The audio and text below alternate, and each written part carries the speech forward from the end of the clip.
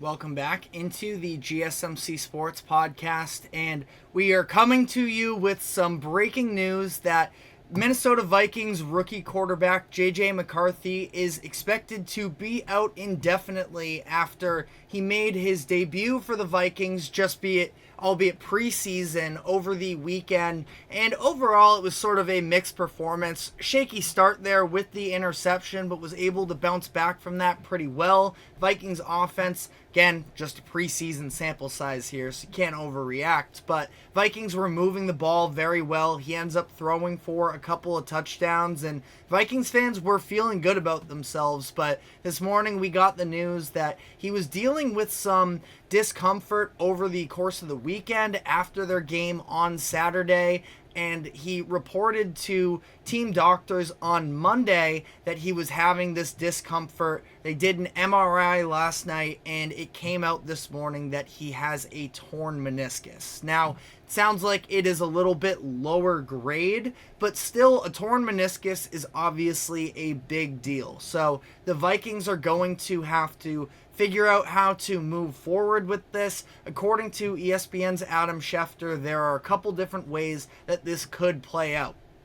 Considering the fact that it does appear to be a little bit lower grade and less serious, they aren't 100% sure whether they have to do a complete repair just yet. It sounds like it's going to be almost a decision that they make while McCarthy is on the operating table as to whether or not they get that complete repair or instead just do a trimming to be able to have him come back onto the football field sooner rather than later. But according to head coach Kevin O'Connell, it sounds like he is fully prepared to do whatever is the best decision for JJ McCarthy long term. Obviously, you just spend the 10th overall pick on a player that is on the younger side as well. JJ McCarthy is 22 years old. That there's not really a rush necessarily. He's 21 years old even. So there is definitely a lot of room to grow for him.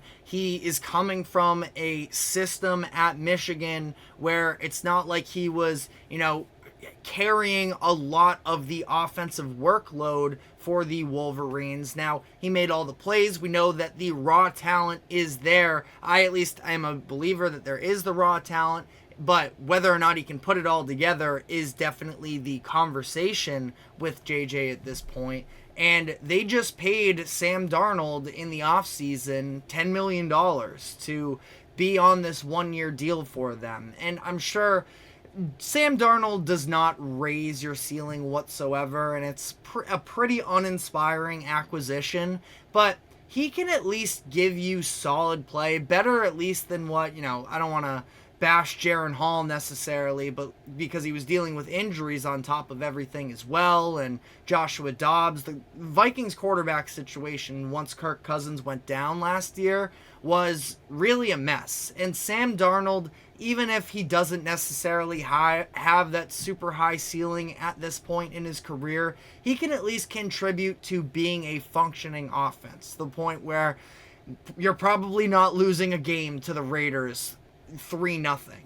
I think that it's still going to be steps in the right direction for the Vikings. And yeah, shots below the belt in the comment section just said the Vikings need to pick up a quarterback. I mean, at this point, especially the way that this works out is if JJ McCarthy gets the complete repair on that meniscus, chances are he's probably out for the year. Maybe they can rush him back if they do go with the trimming. So timetable, again, it's out indefinitely. We'll have a lot more details surrounding that within the next 48 hours. If JJ is going to be out for the entire year, they do probably need to pick up another quarterback. And someone I was just thinking about the other day, I understand best years are behind, but Ryan Tannehill is still a free agent, if I'm not mistaken. And that's somebody that, I know it's not, again, super inspiring either necessarily, but he can be a solid quarterback as well. Probably, Sam Darnold is just younger, so you feel like, I don't know, maybe you can talk yourself into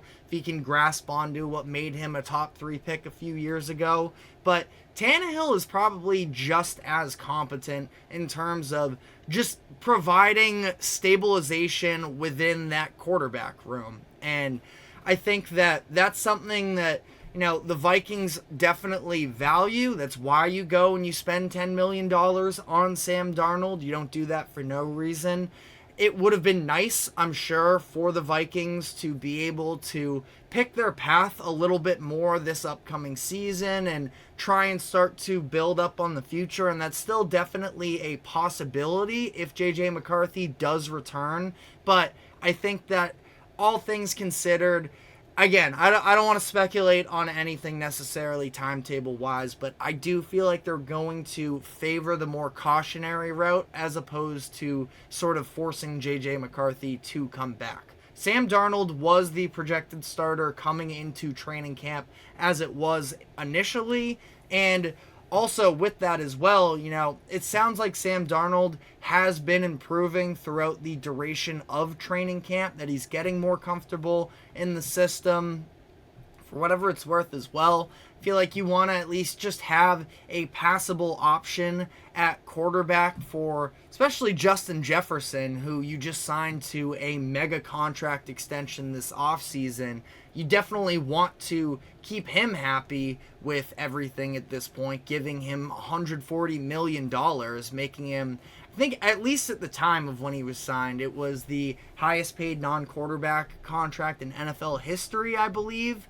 And again, things could have changed that because that gets topped on a very regular basis. But I do think that definitely going to want to be able to at least put out a solid, passable offense moving forward here in Minnesota. And I think that the NFC North is going to be sneaky, very competitive. Obviously, you have the Lions, who just made the NFC Championship game last year. The Packers were sort of a revelation down the second half of the season. But I think the Bears are going to be in playoff contention this year. They ended up winning 7 games last year, which I don't think that people are really giving them credit for, and that's with all of the sort of inconsistency that they were having at the quarterback position, with Justin Fields' his play alone, but also dealing with the injuries and having Tyson Bagent step in. Their defense was very impactful down the final stretch of the season, so I think the Bears are going to be in the picture as well. And honestly, probably wouldn't be the worst thing in the world for the Vikings if they did have a little bit of a quieter season. Again, I know that's such a lame way to look at it ultimately, but I don't know. I mean, I think that the Vikings are definitely fourth in their division in terms of roster talent overall. Not to say that they have a bad roster. I do think that in the next couple of years, when you have a wide receiver as talented as Justin Jefferson, top 2 in the league in my opinion, you can talk yourself into just adding the other pieces around the board. They spent in free agency. I thought that they upgraded on the defensive side, going to have more of a legitimate pass rush, especially bringing in the likes of a Blake Cashman, a Jonathan Grenard, and Andrew Van Ginkel, that their defense should be improved as well. But I think that, at the end of the day, being towards the top of the draft next year, and again, we just talked about in the last segment, it's not a particularly strong quarterback class at this point, but the Vikings just got their guy this past year. We saw them make some trades to be able to move up to where they did to get JJ, that to some degree, they could be on the other end of that next year and maybe shop off their pick as well now that they are going to be confident in JJ McCarthy. But as for just to sort of tie a bow on this conversation for JJ in particular, it's obviously extremely unfortunate to have this sort of a development so early on in your career, especially after, again, you could see the arm talent, the ability to throw on the run. There are mental reps and just the experience as a whole. That's why when the interception, you end up throwing it into double coverage. It looks bad, but I think that it's just going to take McCarthy, again, at just 21 years old, a little bit of time to be able to take on a bigger role. And I think that, I don't know, as well, you look at, I don't love the offensive line for Minnesota. I like Christian Darrisaw, but outside of that, I think it's probably a pretty mediocre group. Their run game, I think they could maybe build on a little bit more, specifically at that offensive line. And I think that the Vikings are going to be where they need to be within the next couple years. But if it has to take a step back a little bit before it gets better, that's just kind of the way it goes. But definitely don't expect Kevin O'Connell and this Vikings team to just roll over, because they were, even after what did they start last year? 0-4 or something along those lines. And with the Kirk Cousins injuries on top of that, it was 0-3 last year. And, on top of that, they were able, and with the Kirk Cousins injury as well, they were able to hang around in the postseason contention conversation for a good half of the year anyways. So it's a team that, again, I don't have, sky high expectations for this year, even if JJ McCarthy was healthy, but it's a team that isn't also just going to entirely fade away. As Shots Below the Belt says, did the Vikings really have a chance in the division anyways? Vikings pressing the panic button? Depends on what you consider the panic button to be, because I don't think it's going to be a deliberate tank necessarily. Last year, last year they ended up trading for Joshua Dobbs at that point to try and at least, that's how desperate they were at the quarterback position at that point. And, I guess the panic button for Minnesota would probably be, and something that I'm not 100% ready to rule out, Vikings fans, maybe cover your ears, but there were conversations at least about a Justin Jefferson trade, and the Vikings could get probably at least 2 first-round picks and some. So that's what I guess I would envision the panic button looking like. I can't imagine they would press that button and sell off their number 1 wide receiver before giving JJ McCarthy even a chance to, get some real experience in the NFL. I think that eventually, we'll see what happens. Took Jordan Addison in the first round last year, and Addison showed off some potential. So maybe he ends up being the long-term answer and the long-term number 1, and they do end up cashing out on Justin Jefferson and maybe a couple years from now, but I don't see them making all that drastic of a move just yet at this point in the process. They're going to try and just cater their offense as much as possible to JJ McCarthy to make sure that pick ends up panning out for them. But obviously a pretty detrimental start to the way that this all played out. But again, we will keep you updated on that when we learn more about the